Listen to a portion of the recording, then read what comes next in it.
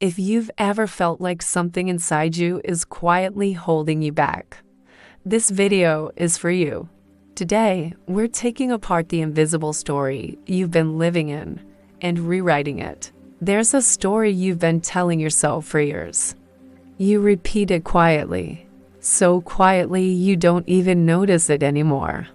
But this story controls the risks you take, the people you love, the goals you chase, and the life you allow yourself to live.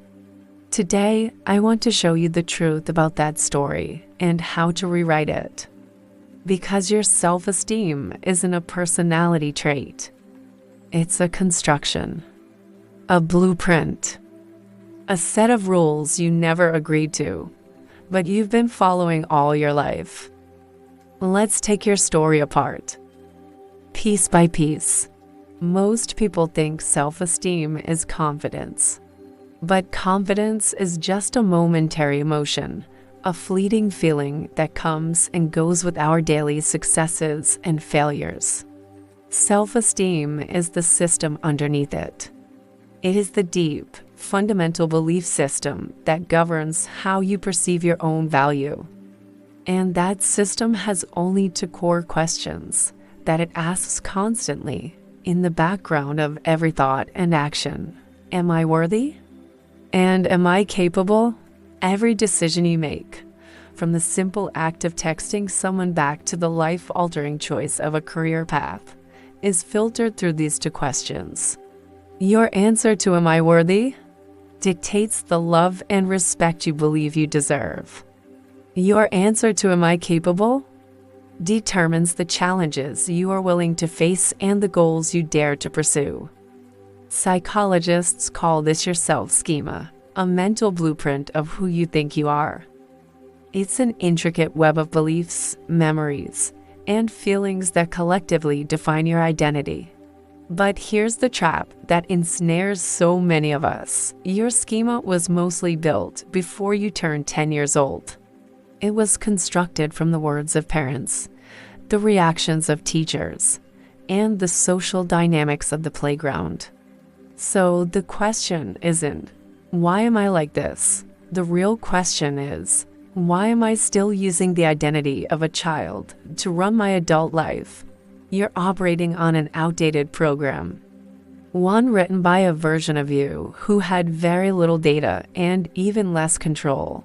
Your brain, in its constant quest for efficiency, loves shortcuts. And the fastest shortcut of all is labels. Think back to your childhood. You were assigned roles without an audition. You're the shy one, you're the smart one, you're difficult, you're so sensitive. You didn't choose these labels. You absorbed them. They were handed to you by adults who were themselves operating from their own limited blueprints, and these labels became the foundational bricks of your identity. When you were young, approval felt like survival. Your developing brain quickly learned the rules of the game. If I behave like this, I am accepted, and I am safe. If I behave like that, I am rejected, and I'm in danger. These weren't conscious thoughts. They were deep, primal conclusions. Be quiet to be loved. Be helpful to be seen. Be perfect to avoid criticism. Those rules became your identity. They were survival strategies that have long outlived their usefulness. But here's the insane thing that most of us never realize. Your adult self is still following rules you created when you were 7. You are a grown person, capable of complex thought and deep emotion, yet you are still unconsciously adhering to the simple, black and white rules of a child who just wanted to fit in. That's why self-esteem feels so stuck, so immovable. It's not that you're broken or fundamentally flawed. It's that your identity hasn't updated. Your software is lagging decades behind your hardware, and it's time for a system upgrade. The first psychological trap that keeps this outdated system running is the comparison reflex. Your brain, by its very nature, is a comparison machine. It compares you to others approximately every 12 seconds. And it does so without your permission. It's an automatic, subconscious process. But the act of comparison isn't the problem itself. It's the direction of comparison that creates the damage. You almost always compare your behind the scenes to their highlight reel. You compare your messy, complicated, inner world filled with doubts, fears, and failures to the carefully curated, polished, and filtered exterior of someone else's life. You see their promotion, not the years of struggle that led to it. You see their perfect family photo, not the arguments that happened just moments before. The result of this skewed comparison is inevitable. You underestimate yourself by default. You consistently conclude that you are falling short, when in reality, you're just comparing your raw footage to their final cut. The second trap is the broken mirror effect. Your brain doesn't have a direct way to measure your own worth. It's not like measuring height or weight. Instead, it measures your worth by how you think others see you. Your self-perception is a reflection, but the mirror is often cracked and distorted. This is why one person's criticism can hit harder and feel more real than 5 compliments. The negative feedback confirms the old, negative story, so your brain latches onto it. You aren't truly seeing yourself. You're seeing a reflection of someone else's mood, their own insecurities, or their immaturity. That cutting remark from a colleague might have been born from their own professional jealousy. That dismissive comment from a family member could be a product of their own unresolved issues. You're looking into a broken mirror and believing the distorted image is your true face. The third and perhaps most insidious trap is the identity loop. Your brain is wired to protect your established identity, even when that identity is causing you pain. It craves consistency. If you have a core belief that you're not good enough, your brain will act like a biased detective, actively seeking out and highlighting every piece of evidence that supports this claim. It will magnify every mistake, interpret neutral feedback as negative, and conveniently ignore or dismiss every success you achieve.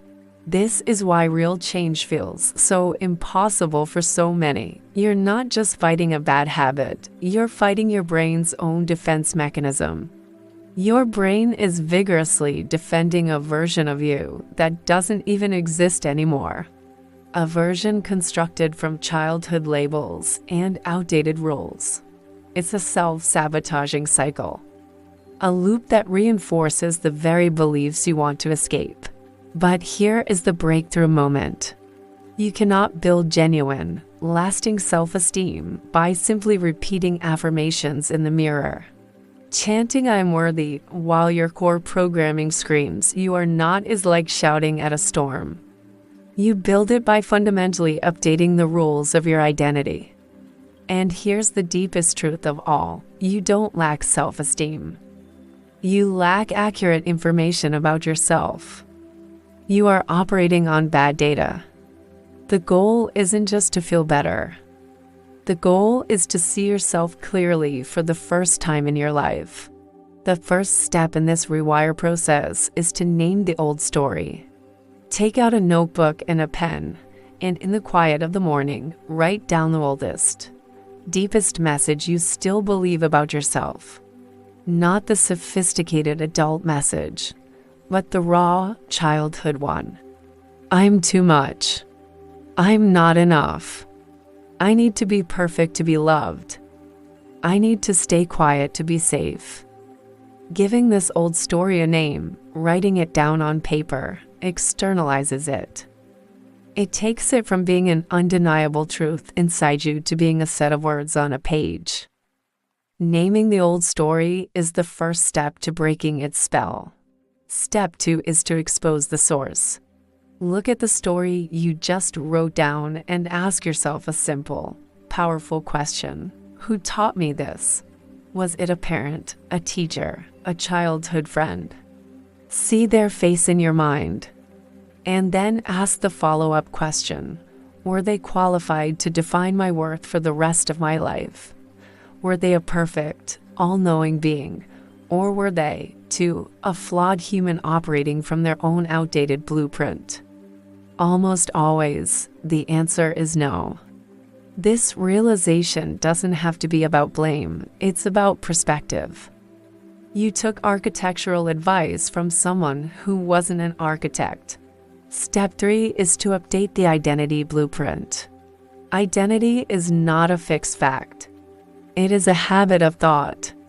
Now, it's time to create a new rule one that matches the adult you are today. This rule should be a direct contradiction to the old story. If the old story was I need to be quiet, the new rule could be I am allowed to take up space. If the old story was my worth is conditional, the new rule is my worth is inherent and non-negotiable. Or progress matters more than perfection. Write this new rule down. This is your new architectural principle. The final step is micro-proofing. Your brain doesn't change through grand, sweeping moments. It changes through small, repeated, undeniable pieces of evidence. It needs proof. So, you must become a scientist of your own identity. Pick one tiny, almost laughably small action each day that contradicts your old identity and supports your new one. If your old story is I'm not capable, your micro-proof could be completing one small task on your to-do list and consciously acknowledging it. If your old story is I'm invisible, your micro-proof could be making eye contact and saying good morning to the barista. That's how you build real self-esteem, through proof, not positive vibes. This isn't just theory. We see it work. The woman who believed her voice didn't matter started by asking just one question a day in her team meetings. 6 months later, she was leading them. The man who was convinced he ruined everything he touched started a daily journal of small wins as simple as making his bed or finishing a workout. After just 30 days, his self-reported self-esteem score had doubled. The person who grew up feeling unseen and ignored started by initiating one small social text a week. A year later, they have a genuine circle of friends for the first time. You don't need to become a completely new person. You just need to stop living as the old one. Your self-esteem isn't permanently damaged. It's simply outdated. You're not behind in life. You're just starting with a blueprint you never designed. But now, you are redesigning it consciously, intentionally, and powerfully. This is the beginning of your real story. And this time, you get to be the author. If this helped you see yourself a little more clearly, there's so much more waiting for you. Subscribe, and let's keep rebuilding your story, one honest chapter at a time.